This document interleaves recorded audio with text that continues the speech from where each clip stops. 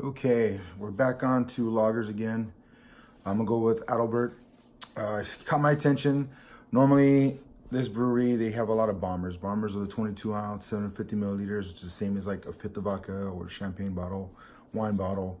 Those are a little costly, but those are made more for like sharing, being casual. You know, you're not looking to get drunk. You can come by, chat about it, experience that you had with it.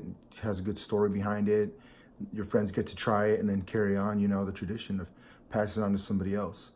So you will find they do have 6 packs. I usually go with 6 packs to get a better deal out of them. On average, depending on how much like the fluid difference, you just do the math. But when they're a good price in bombers or something I really, really like, I'm gonna get it. So, but this one, since we're going in lagers, I'm introducing a lot of local breweries. This is an original one from Austin. So before we cover here, the concept between lager and Pilsner. So lager and Pilsner are essentially the same. It started really in the Czech Republic when it was still part of Germany, Austria, the whole thing. And they're the ones that really started it, and it can get really dark. They both use, lager yeast.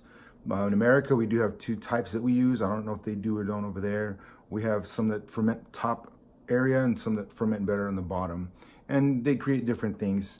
And from that, all the original colors, the only reason I say just start with lagers before jumping into other ones is as you get to darker ones, there will be some darker lagers and Pilsner that are gonna have crazy different flavors.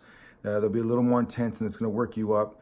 And that's too the way they do it. Malt is barley or grain. Once they steep it in water, it starts to germinate, it starts to, open, and then they toast it or heat dry it first, because that's the first step, and that stops it immediately. And from there, you're gonna keep toasting it to where you want. That's when you get like Guinness and stuff. They're super long, slow toasting, maybe a hot, heavy toasting. It just varies depending what they're trying to create. And so from that, it can be used in brewing, distilling, liquor, and vinegar. And so that's just, every time I'm gonna touch lager, so people that are starting, people are always gonna crap on lager, but once you go so far, lager does not have the same magic unless they put a lot of time and beauty into it.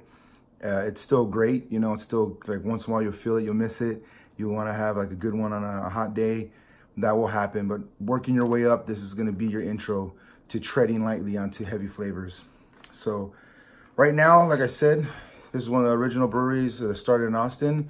Apparently Scott Hovey, he started it and dedicated to his brother Dan, who travels a lot. So their focus is a lot of beer from overseas. They get like Czech malt and things like that, German, and it's real European focus. So that's probably the best you can get here, because then he's making it here and you get it right away, and it doesn't go through that long travel. And they follow a lot of techniques that really hold true to the flavors and the concepts of the beer. Kind of like St. Arnold's does it American style, but they're still upholding very good things on beer. So they're doing that, and so to see the lager definitely makes me excited. And let's see how this one pours out. Get to the good stuff, right? Hope everyone had a happy new year, and we're starting off great. I'm trying to get my pours down because my girlfriend's making fun of me. So it's definitely going to be more of an everyday American lager. Probably, like I said, more love. I'm hoping a lot, because Adelbert does not mess around. They do quality beers. All right, perfect. Right there. Already though, see it's a little hazy. That's a big difference. That's going to change flavor right there, whether you filter it or you leave it. It's a big difference. Still put it close, see the colors darker on the screen, but it's a beautiful golden hazy yellow, like the sun going down on the sunset or coming up. Just, starting beautiful. The proteins are holding a little longer on this, which is nice. The longer this stays, the more richness there's in there from the grains and the hops and all the plants, and usually that's going to hold all the flavor. When it's lighter, it goes away faster. It's more crisp, refreshing, hanging out, Let's see how this one does. Yep, definitely has the Pilsner concept.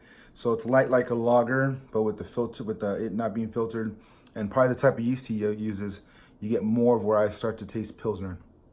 It's a different type of bitter. It's definitely malty, which is one of the things. There's a little bit of hop, but the malt is going to be prevalent in Pilsner. But definitely this is a good one that it's not going to be like all your other lagers. So I highly recommend you try it. I don't know if this is a permanent thing or temporary thing, but once again, Adelbert, this brewery over here with Scott, he does a great job. And he's one of the original ones. And hopefully I'll go to his brewery soon. So for him and everybody in Austin making great beers, thank you. Salud.